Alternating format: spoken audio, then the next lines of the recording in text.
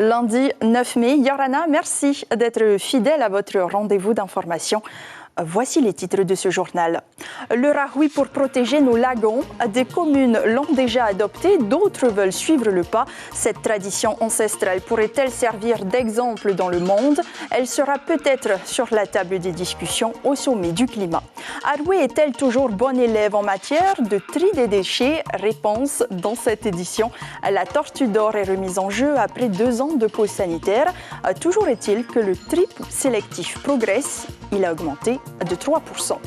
Les candidats aux législatives entrent dans la course. Les prétendants du Tapura et du Tavenihouir Atira ont déposé leur candidature et à partir de ce lundi, vivez la campagne des législatives. Sur la première, tous auront droit à la parole. Moïse Broderson sollicite un nouveau mandat et siégera dans les rangs de l'Union populaire s'il est élu.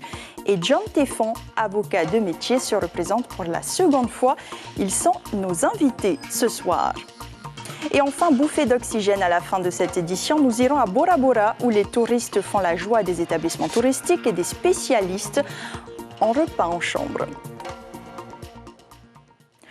L'avenir du monde maritime se jouera en Polynésie. Le pays accueille le Blue Climate Summit, un rassemblement international entièrement dédié aux océans, dans lequel des stratégies seront élaborées pour protéger cette richesse. Le Fénois possède déjà des leviers comme le rahoui ou les ZPR, des zones de pêche réglementées qui sont en place dans de nombreuses communes. Pas suffisant pour des pêcheurs, ils veulent aller plus loin et se réapproprier leur lagon. Exemple à Faa avec Cybèle Plichard et Jérôme Lee. À Faa, au site de l'aquarium, la pêche n'est pas autorisée, quelle que soit la technique utilisée. C'est une ZPR, une zone de pêche réglementée. 60 hectares de liberté pour la flore et la faune marine. Charles, pêcheur au fusil et au filet, reconnaît que pendant un temps, il y a eu un mieux. Au début, oui, au début, mais après, tout le monde faisait comme ils veulent et ça c'est de moins en moins, le pourcent est devenu de moins en moins. Parce que les pêcheurs aussi ne respectent pas aussi les traditions et le rahoui qui a été fait ici. Hein. On voit un kayak, sûrement il y a un pêcheur dans la zone protégée, quoi. Hein. Bon, ça fait pitié aussi pour eux, c'est le tout petit gagne-pain aussi, tu vois. Bon. Il ramasse 2 loches comme ça, de paquets. C'est que le rahoui a une dimension sacrée. Lorsqu'il était décrété par le roi, personne ne pouvait accéder à la zone. Difficile alors aujourd'hui pour les pêcheurs d'admettre les passe-droits, notamment des prestataires de services touristiques. Aujourd'hui, il faut donner des règles, des nouvelles règles concernant le rahoui de la commune de Faa. Réfléchir le mot rahoui. D'où la convocation de notre maire Oscar Temalou il y a 2 ans. Nous disons, mettons en place un comité de réflexion, concernant les rahoui. Ce serait bien de faire le rahoui, mais par secteur. Tous les 4 mois, 5 mois, on ouvre. Comme on sait qu'à Faa, il y a plein de petits pêcheurs, c'est le gagne-pain. Dans la commune voisine, à Punaouia, les 3 ZPR sont plus récentes, mais occupent près de la moitié de la superficie totale du lagon. Le contrevenant risque de payer 180 000 francs, pas forcément dissuasif pour autant. À mon sens, à Punaouia, et je pense que toutes les communes sont d'accord, c'est que si on arrivait un jour à pouvoir mettre en place donc, un vrai service de police de la mer, d'une manière générale, avec des moyens adaptés, bien sûr, je pense qu'on arrivera enfin peut-être à apporter une gestion de qualité. 10 zones de pêche réglementées ont vu le jour au fil des ans à Tahiti. D'autres leviers existent pour mettre en place des rahoui contemporains, choisis, délimités et gérés par la communauté. Le Blue Climate Summit se tiendra du 14 au 20 mai entre Tahiti, Ouria et Raiatea. À la fin de cette semaine, les tortues d'or seront connues. Cette récompense délivrée par FENUAMA vise à mettre en avant les collectivités et entreprises les plus vertueuses en matière de tri sélectif. Aroué est une habituée de ces trophées alors que seulement 56% des habitants effectuent le tri des déchets. Mais la situation semble s'améliorer. Stéphane Ratino, Jacques Damour. Ils viennent à peine d'accrocher le trophée 2020. Dans les bureaux des services techniques d'Aroué, ces diplômes sont la reconnaissance du travail accompli. Le tri sélectif se développe, mais la ville veut mieux faire encore. L'objectif désormais, faire baisser le poids des déchets déposés dans les bacs gris. Partout au Fénois, cette prise de conscience prend forme. Témoin, le centre de tri sélectif de Papeete. Chaque année, les volumes traités ici sont en augmentation. L'an passé, plus de 10 000 tonnes. Le syndicat fénois a une volonté politique forte. Alors que le tri sélectif coûte 5 fois plus cher, la structure a mis en place une grille tarifaire à la couleur verte. C'est des produits qui ont une toute petite valeur ajoutée, mais qui coûtent énormément en tri, c'est ce que vous voyez ici, mais aussi en export. Et donc ces charges-là sont incompressibles et très très lourdes pour la collectivité. Nous avons aussi une grille tarifaire, aussi bien pour les communes que pour les professionnels, qui est totalement incitative au tri sélectif. Plus vous triez, moins vous paierez. Alors que les charges pour les syndicats seront plus lourdes, mais c'est l'intérêt que nous mettons en œuvre pour que l'ensemble fonctionne. Des progrès sont enregistrés, mais il reste à faire. Là, l'intervention des citoyens est essentielle. Seulement 40% de ce qui peut être recyclé passe dans les bacs verts. Renverser cela n'est pas une bricole, mais bien un pacte d'avenir, donc convaincre est nécessaire. Par exemple, à Aroué, seulement 56% des habitants trient de manière permanente, mais ils le font à la perfection. Parce que les agents sont formés, expliquent et surtout guident les citoyens, mais il faut répéter, encore répéter. C'est du terrain, tout le temps. Donc c'est une discussion avec les administrés. Et quand c'est mal trié, qu'est-ce qui se passe? Les agents, ils laissent le bac tel quel et avec un flyer comme quoi il faut retrier pour la prochaine collecte. Une évidence, les habitants ont toujours le dernier mot. Bien trier, c'est donner une chance à nos enfants. La vertu avec ces déchets n'est pas simplement un diplôme, mais bien la conjugaison d'un futur heureux. Un mot de justice. Souvenez-vous, le 8 janvier, de cet homme retrouvé dans un caniveau à Tiareille. Avant cette tragique fin, le scooteriste avait été passé à tabac.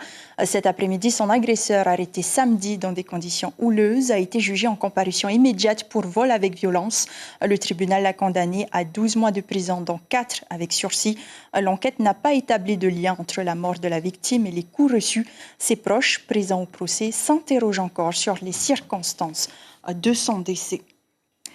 Les élus du Tavini et de Heyoura les Verts vont debout contre Teura Iriti. Son ralliement au Tapurahuir Atira ne fait pas l'unanimité. Les 16 représentants dénoncent un stratagème politique de la maire qui, je cite, n'ambitionne rien de plus que d'être à l'Assemblée l'année prochaine. Fin de citation. Avec cette prise de position, Teura Iriti se retrouve affaibli au sein de son conseil municipal avec seulement 13 conseillers municipaux du Tahuir A. Yolande Bennett, qui l'avait soutenu lors de cette élection, se dit déçue. Elle l'a dit à Théoup au Fatoupoua Ave. Déçu, oui. Comme je viens de te le dire, hein, c'est quelque chose que je ne m'attendais pas du tout. On avait fait confiance, cette équipe avait vraiment essayé de monter quelque chose de solide pour le futur. Hein. Et donc aujourd'hui, elle va ailleurs et je respecte son choix. C'est elle et sa conscience et je pense que si elle a pris cette décision, elle a bien analysé le profit pour elle, pour la commune, pour le parti, moi je ne sais pas. Pour rappel, la liste d'union Arouéa-Papaoa avait obtenu 71% des suffrages. Et la transition est bonne pour ouvrir notre rubrique consacrée aux élections législatives.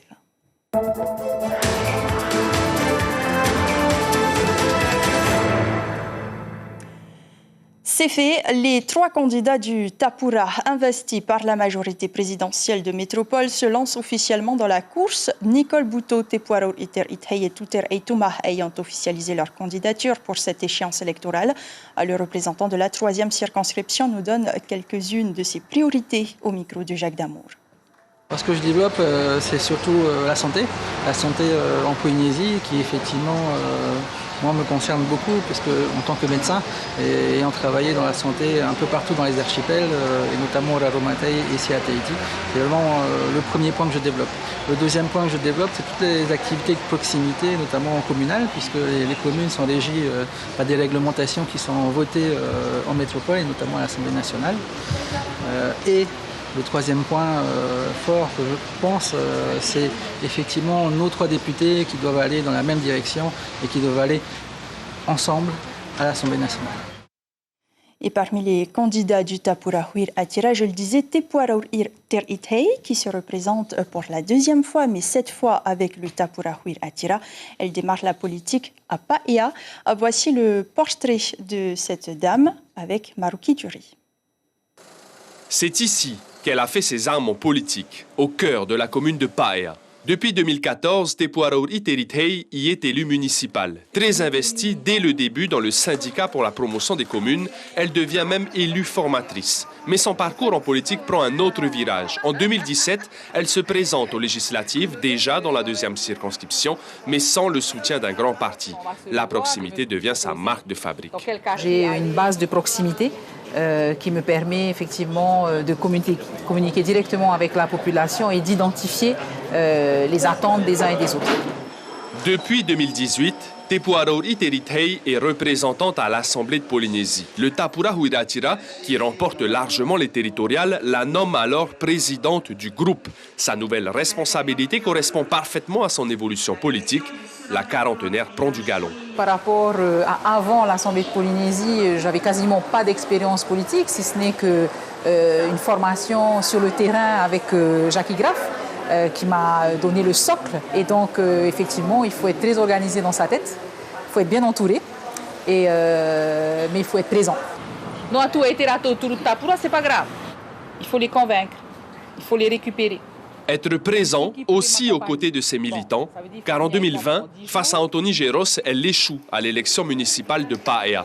Une défaite qu'elle prend aujourd'hui comme une expérience de plus. Ça forge le mental, hein, ça permet d'absorber pas mal de choses, ça permet d'être plus fort, plus résilient, enfin beaucoup de choses tout à fait positives.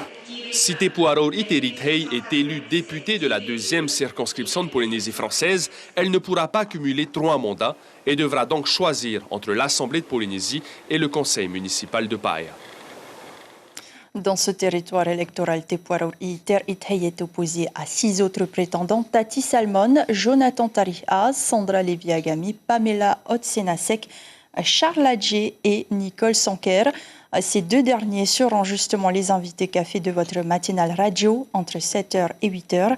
Ils interviendront en langue française et en langue tahitienne. Et ils sont eux aussi officiellement dans la course. Je vous parle des candidats du Tapurahuir Atira. Moetai Broderson, Steve Chayou et Temat Ei Legai ont franchi les portes du Haut-Commissariat. Soutenus par la nouvelle Union populaire écologique et sociale, ils siégeront donc à gauche en cas de victoire. On en parle tout de suite avec le député sortant, Moetai Broderson. Yorana. Yorana. Merci d'avoir répondu à notre invitation. Alors, vous vous êtes engagé à siéger dans les rangs de l'Union populaire en cas de victoire, mais à l'inverse, le groupe ne s'est pas engagé sur le processus d'autodétermination. Pensez-vous que vos convictions sont en phase ? Chacun a ses convictions. On n'attend pas d'un mouvement national qu'il fasse la promotion de l'indépendance. On n'a jamais demandé ça à qui que ce soit. En revanche, je pense qu'on se rejoint sur l'autodétermination. Jean-Luc Mélenchon, à plusieurs reprises, a confirmé son soutien au fait que ce soit l'ONU qui intervienne dans les relations entre l'État et les Outre-mer. Il a également par exemple, dans le cas de la Nouvelle-Calédonie, réaffirmer son attachement au processus d'autodétermination dans tous les Outre-mer qui le souhaitent. Donc, est-ce que cela fera l'objet d'un partenariat post-élection ? Alors, vous savez, on est déjà en partenariat et moi, ça fait 5 ans que je siège, que je travaille avec des députés de gauche, donc moi, soit au sein de mon groupe GDR, soit avec les collègues insoumis. On a de très bonnes relations et on se rejoint sur de nombreux points. Maintenant, nous avons au Tavini eu une expérience, on va dire, un peu douloureuse d'accords signés. Donc on n'est plus dans cette optique. On va juger les actes, on va juger ce qui va être fait. Alors, vous avez appelé à boycotter l'élection présidentielle qui est une élection nationale. Cette élection est aussi nationale, mais cette fois, vous appelez à voter pour vous. Oui. Est-ce qu'il n'y a pas une incohérence ? Non, on n'appelle pas à voter pour nous, on appelle les gens à aller voter pour les législatives. À notre sens, il n'y a pas d'incohérence. C'est une élection où il n'y a que des candidats polynésiens et où seuls les Polynésiens décident des candidats qui siégeront. C'est totalement différent de l'élection précédente. Alors justement, vous êtes député sortant. Selon le site nosdéputés.fr, vous faites partie des 150 élus les moins actifs, avec 73 semaines d'activité sur 49 mois d'exercice. Cela correspond donc à votre présence en commission, à vos prises de parole dans l'hémicycle ou à votre participation à un scrutin public. Est-ce que pour vous, c'est un bon bilan ? Alors d'abord, je pense que le site nosdéputés.fr n'est pas une référence et tous les députés le savent. Moi, je vais vous dire une chose. Pendant 5 ans, je me suis donné corps et âme à ce mandat. Si vous trouvez un autre député polynésien qui, pendant 5 ans, a présenté 4 propositions de loi, dont 3 qu'il a portées lui-même, vous me faites signe. Je ne pense pas que vous en trouverez. J'ai organisé pendant ces 5 ans 2 tournées parlementaires en dehors de tout contexte électoral où je suis allé dans ma circonscription et même en dehors de ma circonscription, donc pour rester proche des gens. 300 participations au vote, 150 présences en séance. Donc nosdéputés.fr repassera. Voilà. Merci beaucoup, Moetai Broderson, d'avoir répondu à notre invitation. Ce soir, vous aurez l'occasion de parler plus précisément de votre programme dans nos prochains rendez-vous. Avant d'accueillir notre second invité, petit tour dans les rues de Papeete. La première donne la parole aux citoyens.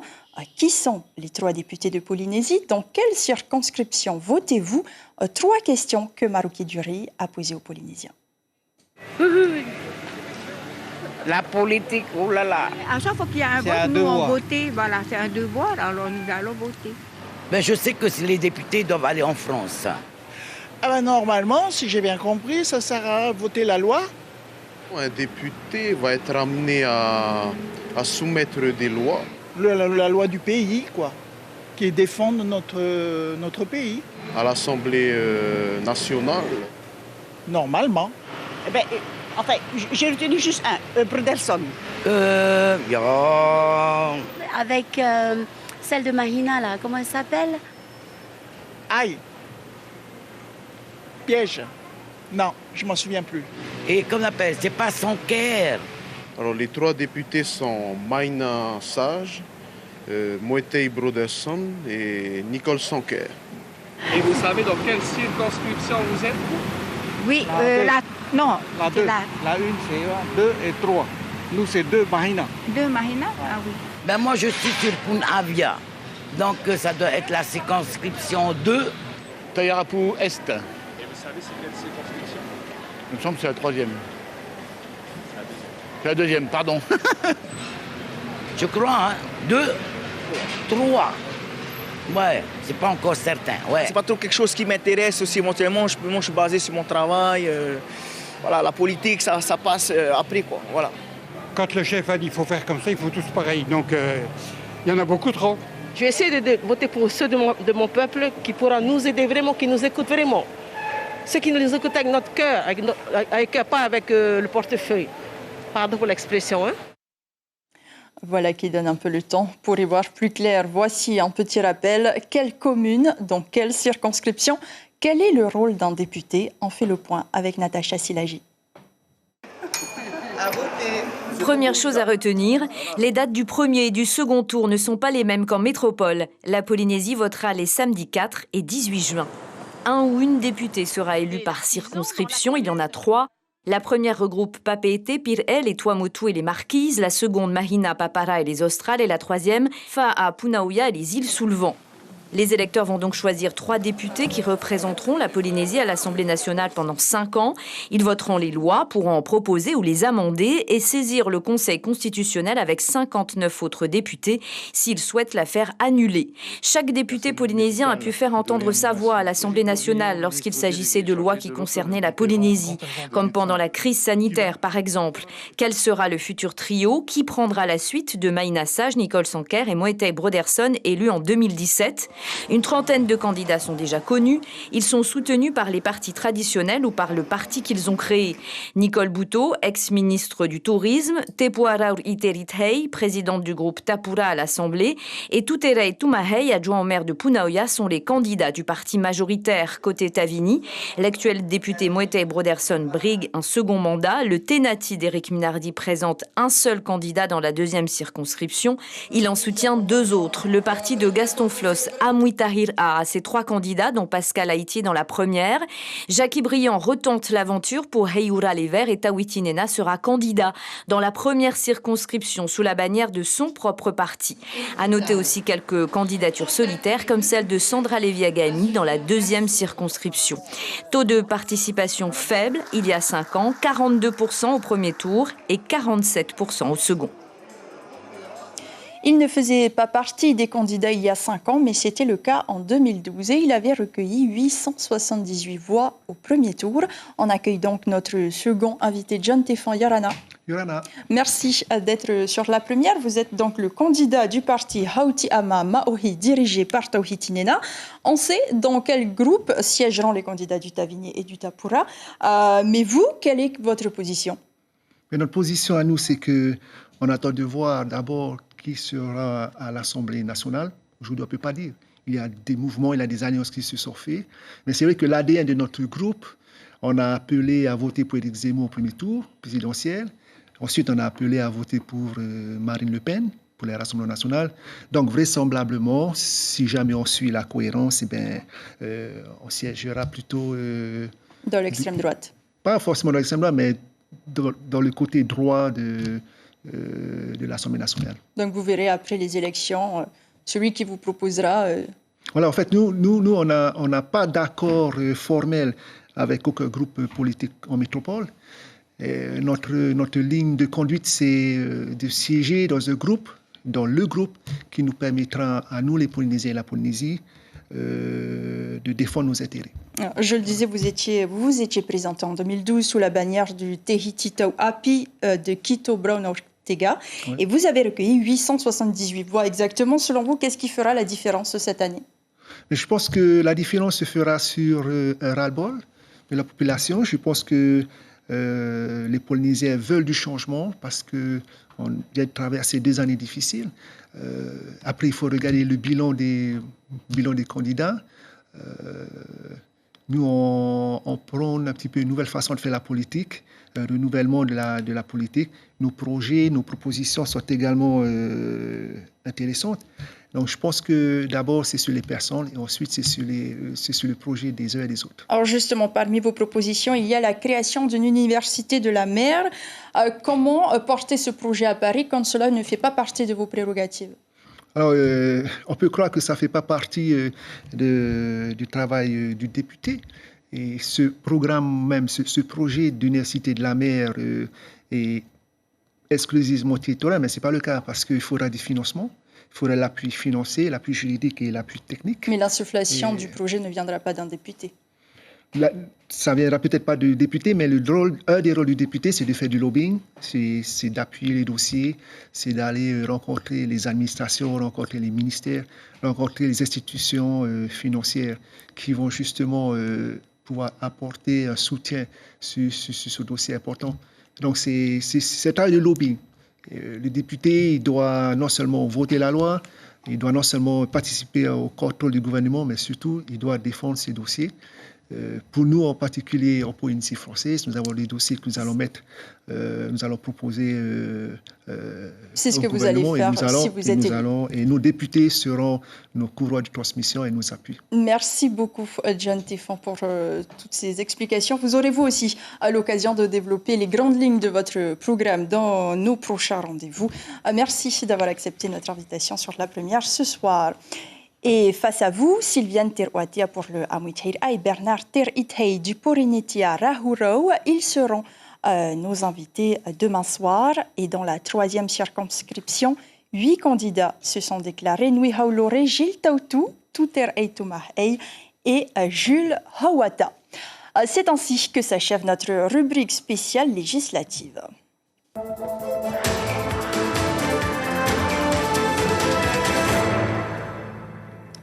Et on part à Bora Bora ce soir pour notre Aai Whenua où le secteur du tourisme reprend du service après 2 ans de crise sanitaire très compliquée. Les clients sont de retour dans les hôtels qui brandissent leurs bandeaux de remplissage jusqu'en septembre avec des employés ravis de recommencer à être aux petits soins pour les touristes, comme dans cet hôtel 5 étoiles où les spécialistes des repas en chambre comptent parmi les piliers de la restauration. Natacha Silagi, Mirko Vanfo.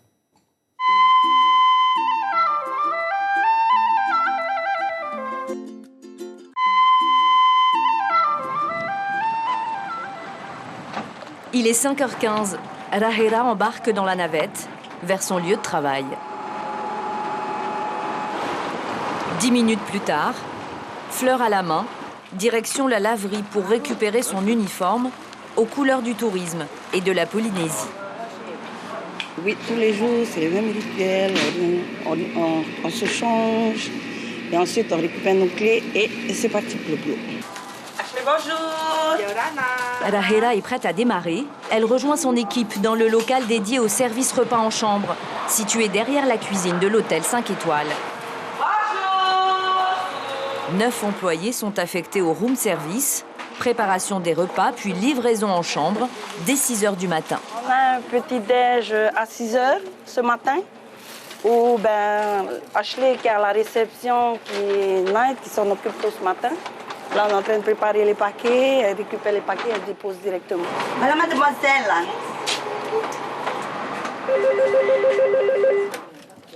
Thank you for calling the dining room. Rahera speaking. How may I help you? Yes, we have that. Oh, we have just American coffee, sir.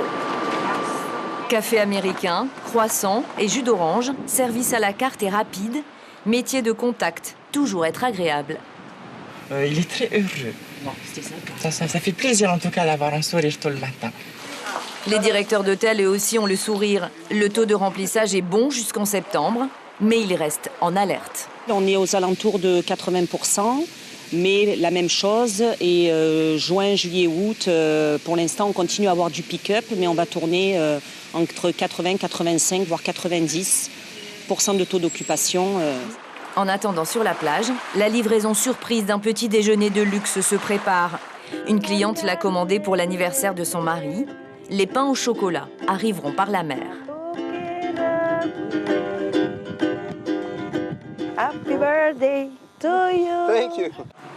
Et pendant que les clients font eux aussi un petit tour en pirogue, fleurs, fruits et viennoiseries prennent place sur la table de leur terrasse. Bye bye. C'est le bonheur, c'est déjà rester à la maison pendant presque 2 ans, on n'a pas de travail et tout, et là revoir tous les touristes, et même je pense qu'ils sont contents de venir ici aussi en Polynésie. Après une dizaine d'autres livraisons, il est 14h30. Rahera rentre chez elle sur l'île avec toute l'équipe. J'aime ce que je fais. Les staffs avec qui je suis en ce moment, ils sont carrément top, quoi. Aujourd'hui, par exemple, au room service, là, vous êtes payé combien par mois? On est payé combien par mois? C'est pas un peu trop discret, cette question-là? 120 000, 140 000? Un peu plus que ça. On est payé un peu plus que 150 000. Un peu plus que le SMIC, alors? Voilà, un peu plus. Il est temps pour Rahera de retrouver ses 3 enfants et son mari. Enfin, pas tout de suite. Après chaque service, il y a toujours un petit apéro par-ci, par-là. Un petit, je deviens un grand. Allez, merci beaucoup. Nana. L'information principale de ce journal, la campagne pour les législatives est lancée pour les candidats. Ceux du Tapura et du Tabini Huir Atira ont déposé leur candidature ce matin. Si Tepuaraur Iter Ithei, Tuter et Tumah et Nicole Bouteau sont investis par la majorité présidentielle, Moïtei Broderson, Temat Eilugaïk et Steve Chayou sont eux soutenus par la nouvelle Union populaire écologique et sociale. Les candidats ont jusqu'au 13 mai pour se faire connaître. À la une de Tahiti Info, demain, 700 km en Holopuni. À suivre sur la première, la 11e saison de Meurtre au paradis, suivie de All America, une série américaine. Merci de rester fidèle à votre rendez-vous d'information. Très belle semaine, portez-vous bien et à demain.